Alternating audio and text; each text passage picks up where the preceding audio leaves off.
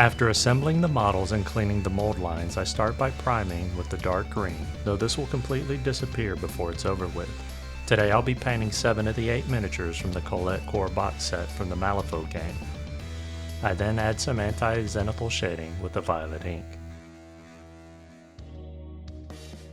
I finish up the airbrushing by applying some skin tone from above, which will brighten things up enough for me to use some Army Painter speed paints to serve as my foundational colors for each element. Speaking of which, behold the aforementioned speed paints. I started with the areas that would be the hardest to apply to without accidentally touching other spots, such as the flesh.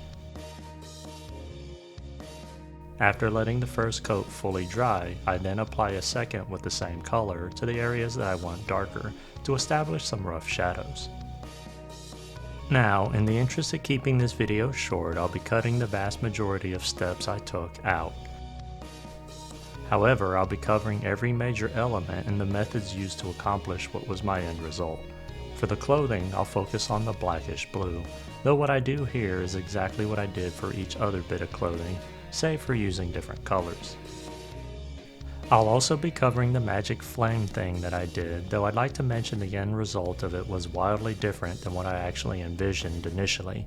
I was just planning to do some purplish flames, and then it turned into bluish flames, which trailed into smoke that displayed a portion of the universe.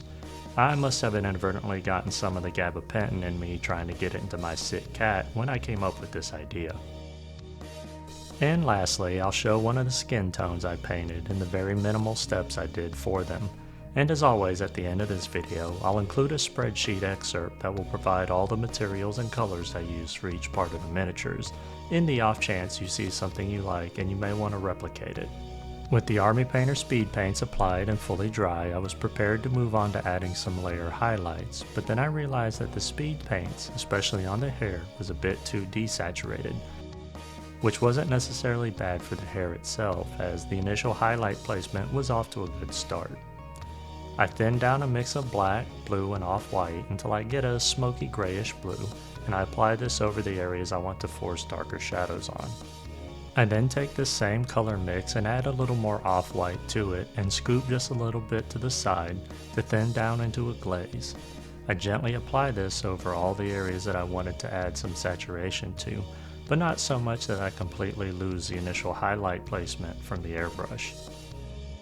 With the glaze now fully dried, I take that same color I just used, though not the small bit that I turned into a glaze, and I add just a little more off-white to it, and I brush on my first rough hatching line highlight.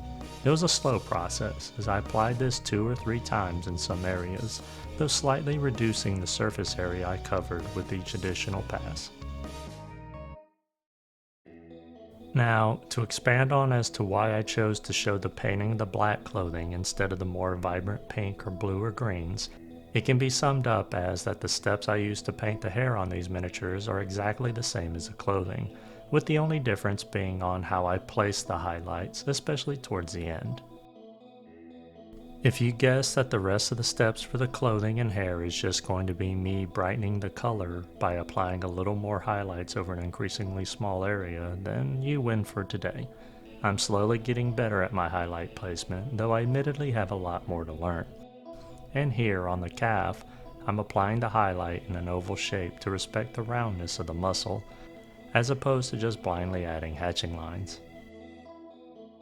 In some places, the highlights are nothing more than a few dots or lines, such as on the knuckles or ankles. Another thing to note is that in comparison to the other colors around it, this final highlight looks almost as if I'm using a slightly off-white, but it's decidedly a cloudy blue, and a far cry from the pure off-white that's on my palette. When I get to applying it to the hair, I continue with small hatching lines, though this is mostly vertical, and I do ensure that I connect many of them with a combination of thin horizontal lines or very short vertical hatching lines. With the hair and clothing done on all the miniatures, by following the previously aforementioned methods, I move on to the magic effects next. I had base coated these with 3 tones of speed paints, and the next thing I aim to do is fill in some of the deeper recesses with pure white, especially in the base where the flame would be the hottest, as well as adding some wispy streaks up the length here and there with an off-white, in an effort to show the intensity of the heat waning the further it gets from its source within the hat.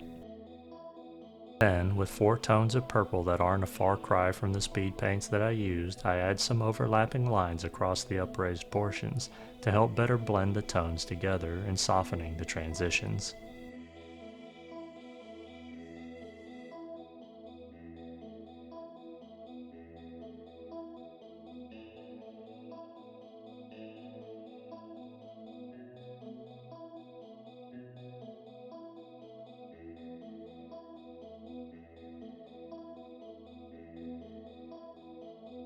With another Army Painter speed paint, I glaze this over the white areas to tint them in electric blue before coming back with the pure white and re-adding a cleaner, finer recess line, making sure not to obscure the blue tinted areas completely. Now, originally this is roughly what my plan was, and then to go back and forth with these colors over and over to smooth the transitions out with glazes, which would have taken forever. Now, I had seen somebody on Reddit with the handle of GBR87 who painted this same box set fabulously, and on his flame he painted some little sparkling stars. And I thought to myself, yeah, let me do that too, as it'll also help add noise and distract from the poor blending thus far. So with pink and off-white, I do just that and start adding little asterisk-like patterns with the pink near the lighter areas and the off-white mostly in the darker, though I didn't make that a hard rule. I decided that instead of painting a deck of playing cards, I told myself let's make this project even harder and take even longer by making these tarot cards. Some are reasonably identifiable, such as the Tower. However, the Fool and the Hanged Man, not so much. They look like little stickmen, but as small as they are, it looks okay when looking at it in person. I was hoping by getting all of these other minor details done it would help lessen the ugly blending to this point, and in fairness it did, but just not enough. It was then, after having already spent far more time than I planned on this project, I decided to take the easy way out and pulled out my oil paints. The idea was to take the twinkling stars a step further and give it the appearance of the ghastly flame transitioning into a small universe.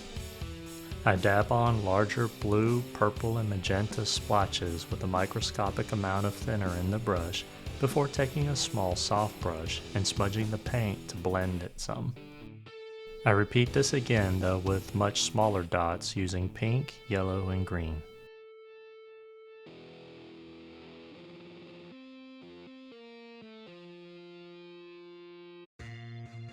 For the flesh, I was pretty happy with the colors already established, though they could use a little more saturation, so following the same method as smudging oil paints for some gentle blends on the flames, I did something similar on the flesh. A little purple and magenta for shadows and add a little warmth, and some flesh tones to add saturation to the lighter areas, and finally an off-white for the brightest highlights.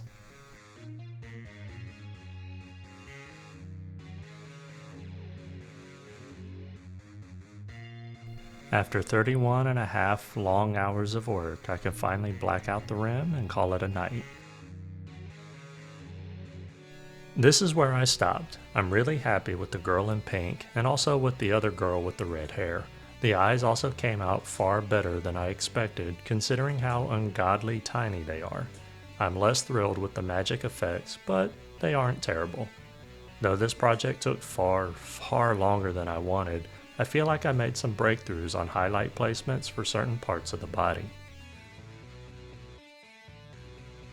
For lessons learned, I probably need to step away from speed paint some. I feel like I spend a lot of time cleaning up issues or changing highlight placements or resaturating certain areas. I'm not saying speed paints are bad overall, but I think they're slowing me down more than helping me right now. Or better yet, maybe I need to try using them differently instead of trying to use them to establish base coats with the help of an airbrushed highlight or shadow. Maybe I need to use them more of a wash for tinting only. I still have some bad mold lines in a few spots that I thought were cleaned up well enough, and there's also an atrocious mar on one of the hips of the girl in pink, but for the most part, I'm happy with how these gals turned out.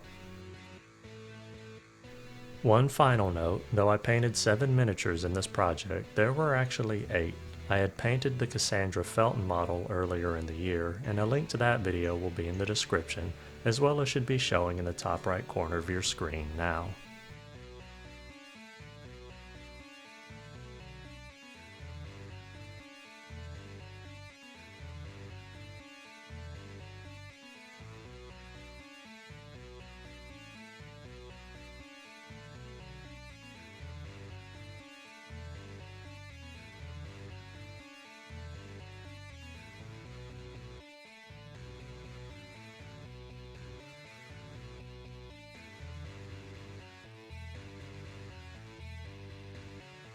And that'll bring this video to its end. I hope you learned something or inspired to start or expand your own collection of voluptuously burlesque beauties.